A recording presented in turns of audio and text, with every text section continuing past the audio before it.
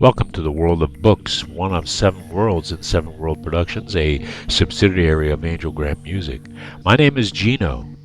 I am sole owner of Angelgram Music and executive director of Seven World Productions.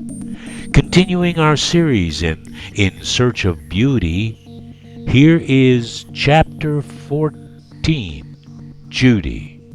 Hope you enjoy it. Previously on In Search of Beauty. While working at the Granny's Dinner Theater, I also took on some voice students as a coach. I would help them prepare songs for auditions at the Dallas Summer Musicals and Casa Mañana in Fort Worth.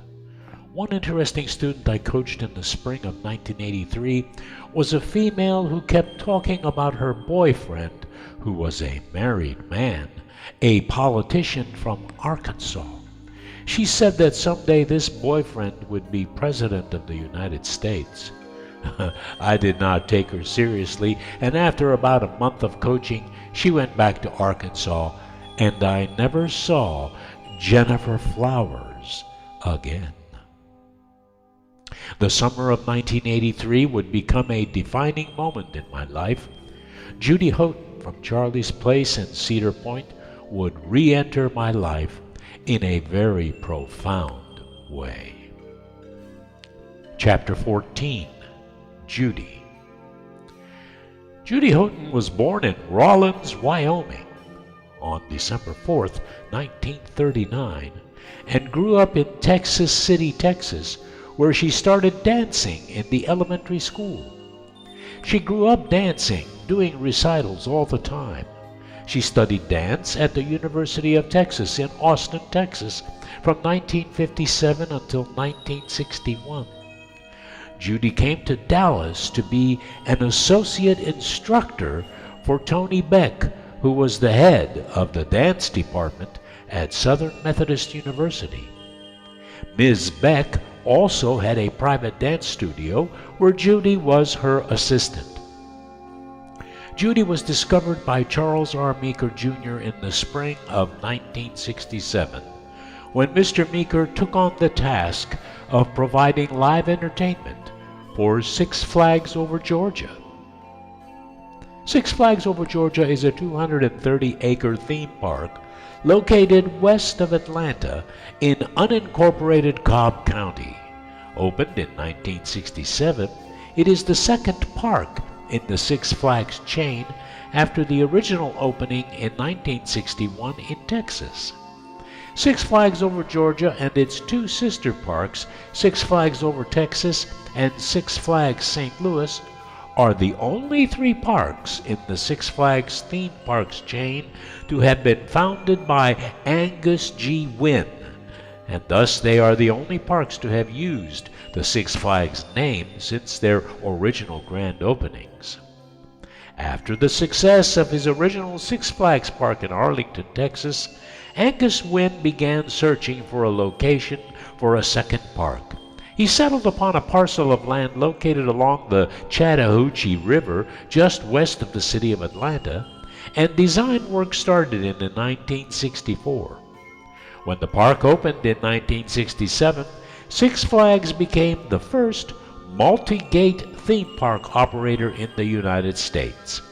Before this time, many parks shared common popular names like Coney Island or Luna Park, but these parks, save the Luna Parks built and managed by Frederick Ingersoll, shared nothing more than the name. In the case of Six Flags, both parks reported to the same parent company.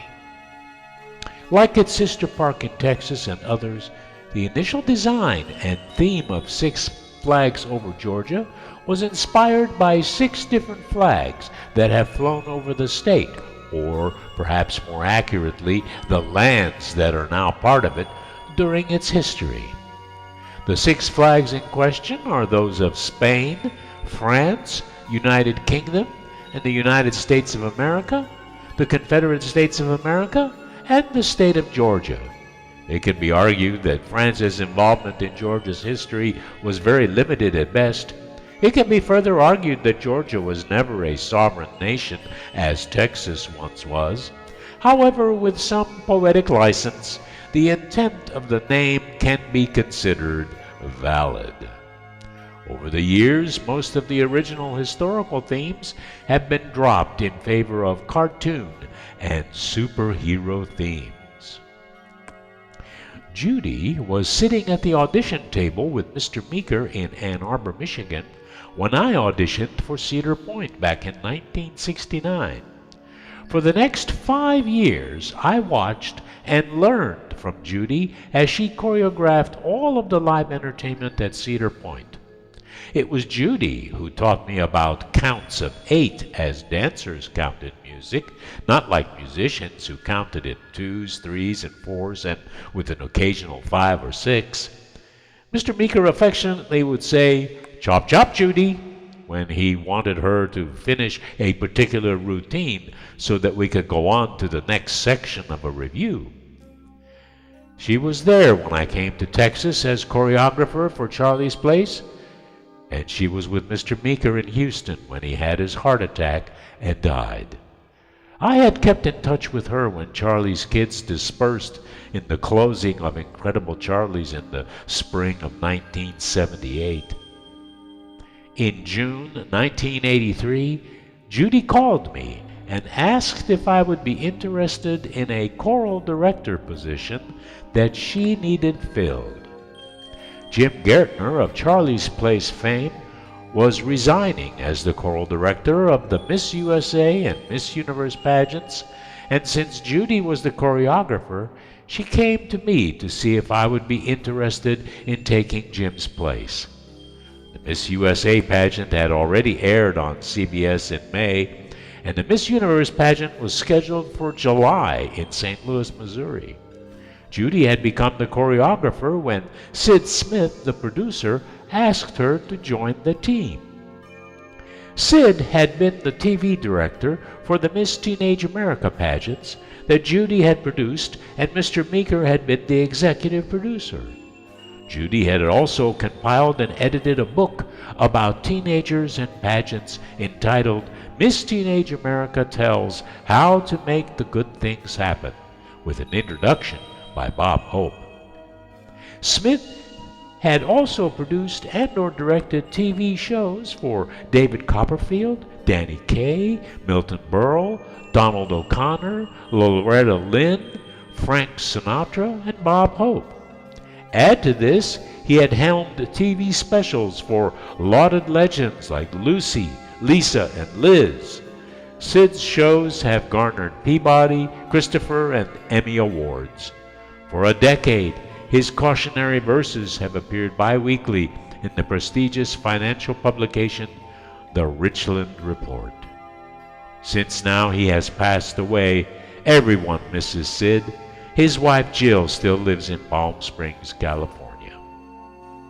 The Miss USA pageant was conceived in 1950 when Yolanda Betbizzi, winner of the rival Miss America pageant, refused to pose for publicity pictures while wearing a swimsuit. Pageant sponsor Catalina decided to pull their sponsorship off of the Miss America pageant and create their own competition. Other owners have included a subsidiary of Gulf and Western Industries, ITT Corporation, and billionaire Donald Trump.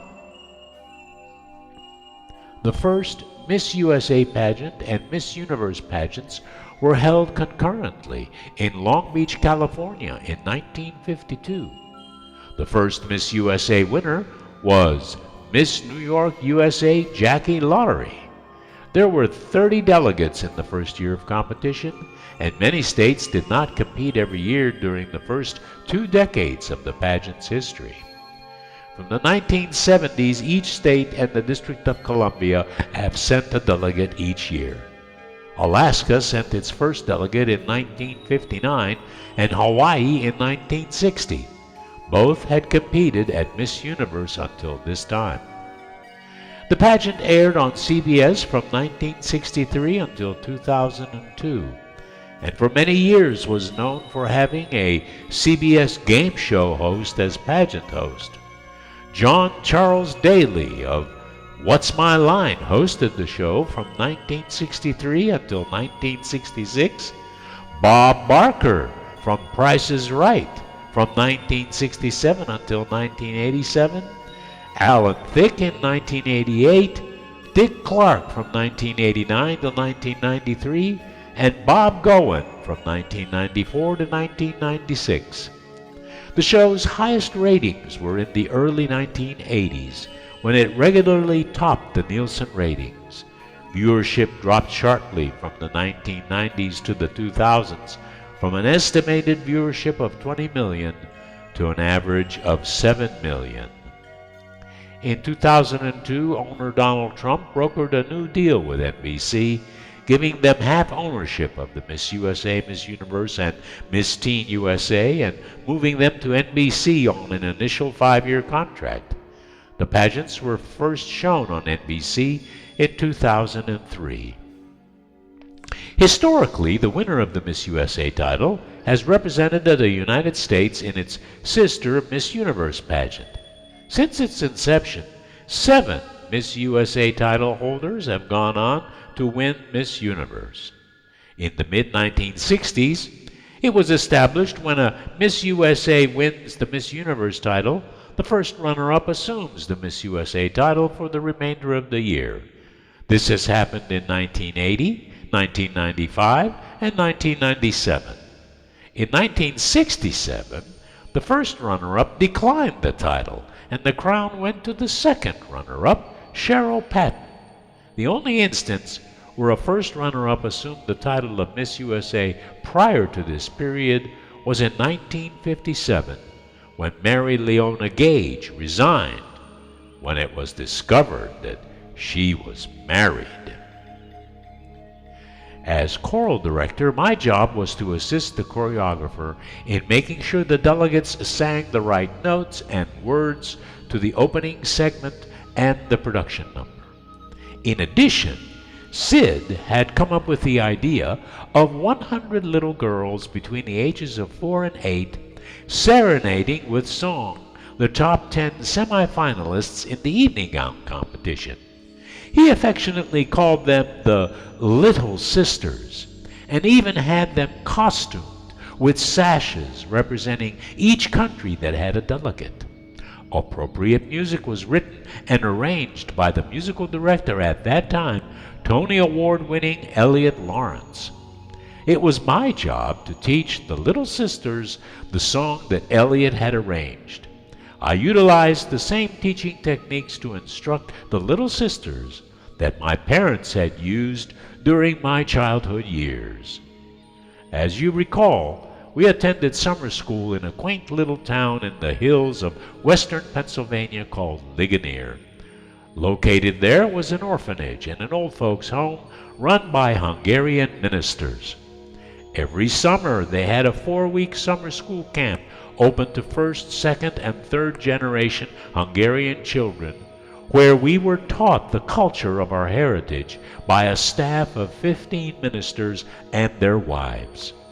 Over 100 children studied Hungarian history, geography, literature, reading, and writing, as well as folk singing and dancing. My parents were the singing, dancing, and history teachers. Rote learning was used, as well as the world-famous Kodai method of teaching singing. Zoltan Kodai became interested in the music education of children in 1925 when he overheard some students singing songs they had learned in school. Kodai was appalled at the quality of these songs and was inspired to do something to improve the system of music education in Hungary. He wrote a number of controversial articles, columns, and essays to raise awareness about this issue. In his writings, Kodai criticized the schools for using poor quality music and for only teaching music in the secondary grades. Kodai insisted that the music education system needed better teachers, better curriculum, and more class time devoted to music. Beginning in 1935, along with colleague Jenny Adam, he embarked on a long-term project to reform music teaching in the lower and middle schools by actively creating new curriculum and new teaching methods, which included new musical compositions for children. His work resulted in the publication of several highly influential books that have had a profound impact on musical education both inside and outside his home country. Kodai's efforts finally bore fruit in 1945 when the new Hungarian government began to implement his ideas in the public schools. Socialist control of the educational system facilitated the establishment of Kodai's methods nationwide. The first music primary school in which music was taught daily opened in 1950. The school was so successful that over 100 music primary schools opened within the next decade. After about 15 years, approximately 50% of the schools in Hungary were music schools. Kodai's success eventually spilled outside of Hungarian borders. Kodai's method was first presented to the international community in 1958 at a conference of the International Society for Music Educators held in Vienna, Austria. Another conference in Budapest in 1964 allowed participants to see Kodai's work firsthand, causing a surge of interest. Music educators from all over the world traveled to Hungary to visit Kodai's music schools. The first symposium dedicated solely to the Kodai method was held in Oakland, California in 1973. It was at this event that the International Kodai Society was inaugurated. Today, Kodai-based methods are used throughout the world. The Kodai method uses a system of movable do solfege syllables in which, during sight singing, scale degrees are sung using corresponding syllable names like do, re, mi, fa, sol, la, and ti. The syllables show function within the key and the relationships between pitches, not absolute pitch. Kodai was first exposed to this technique while visiting England, where a movable do system created by John Kerwin was being used nationwide as a part of choral training. Kodai found movable do solfege to be helpful in developing a sense of tonal function, thus improving students' sight-singing abilities.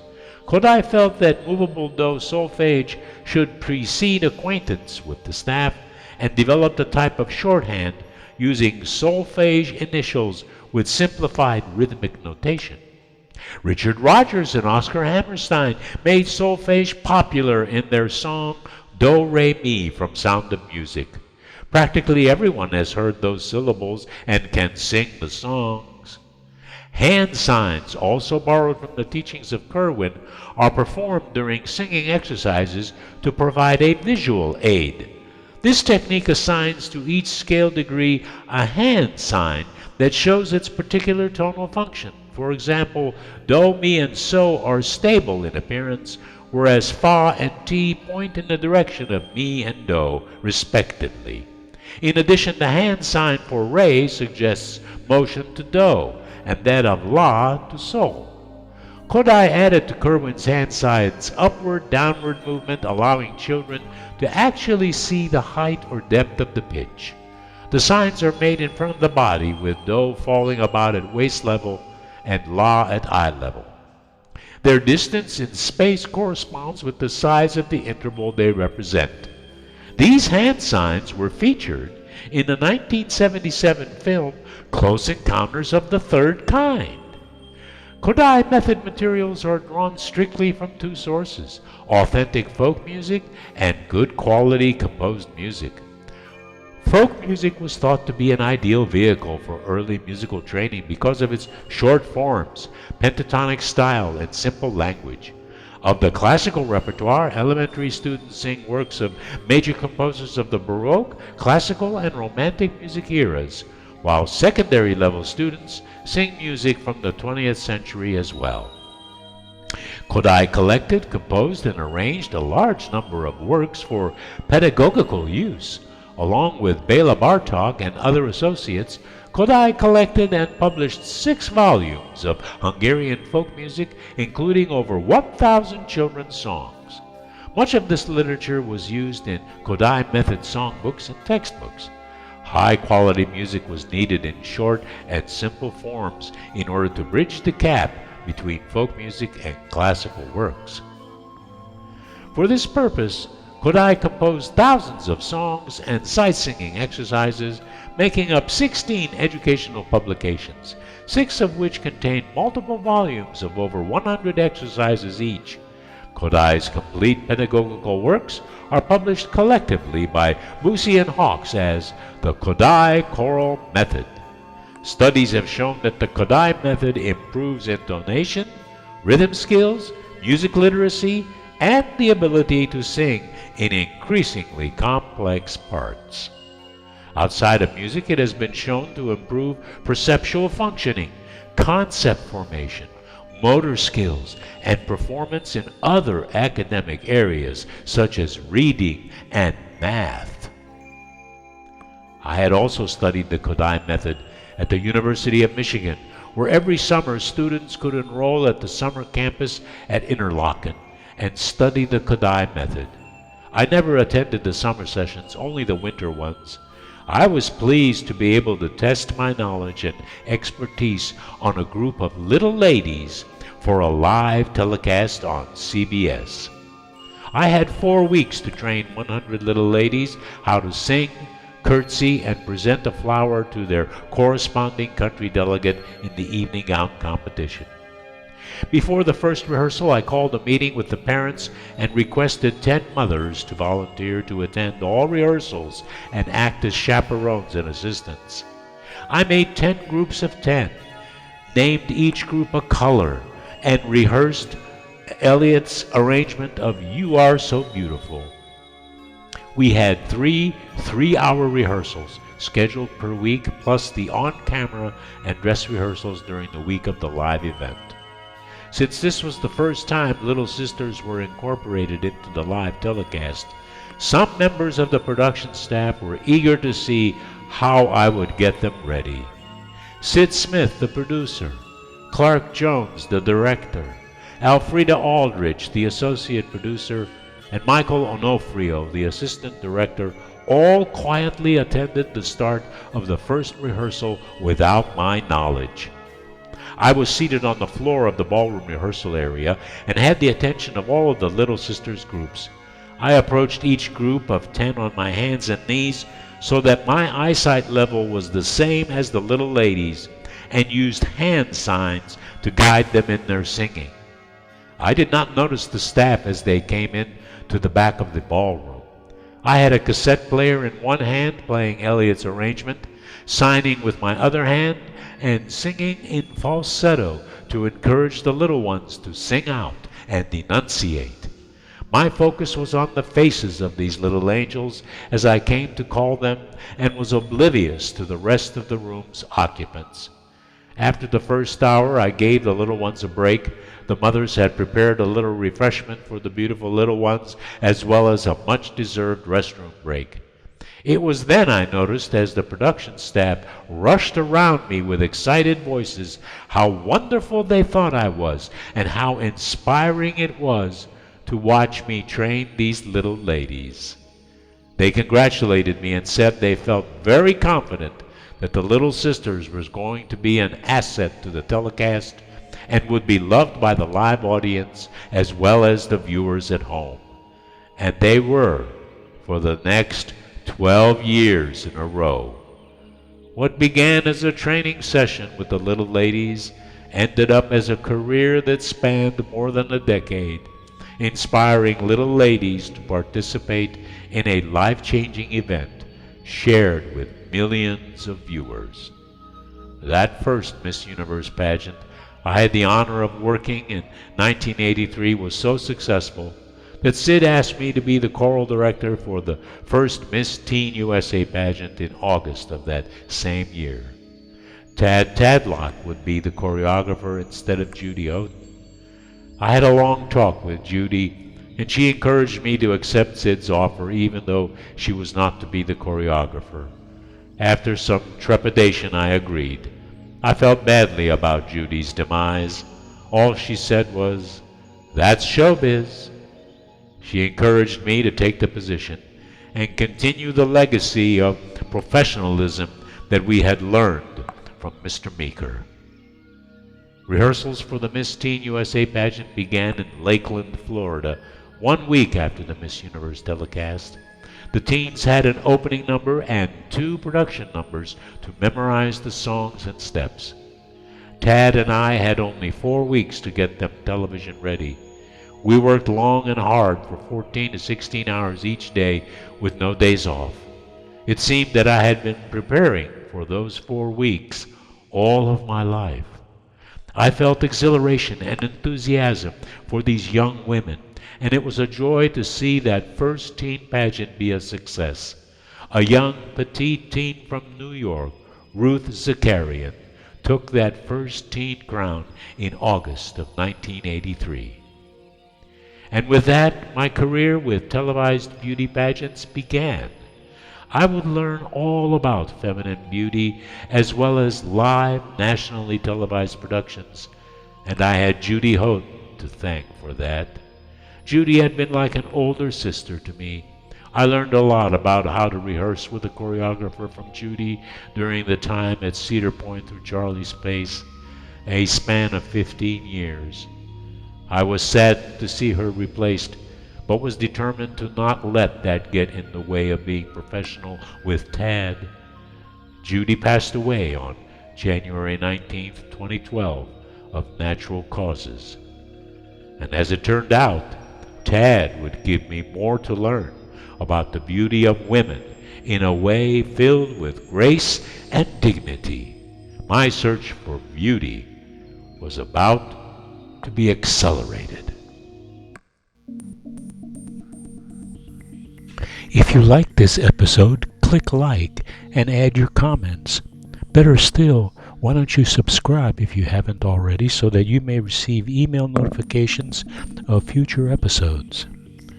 Also, check out our other worlds at Seven World Productions: the world of art, the world of faith, the world of family, the world of food, the world of games, and the world of music. Go and be inspired.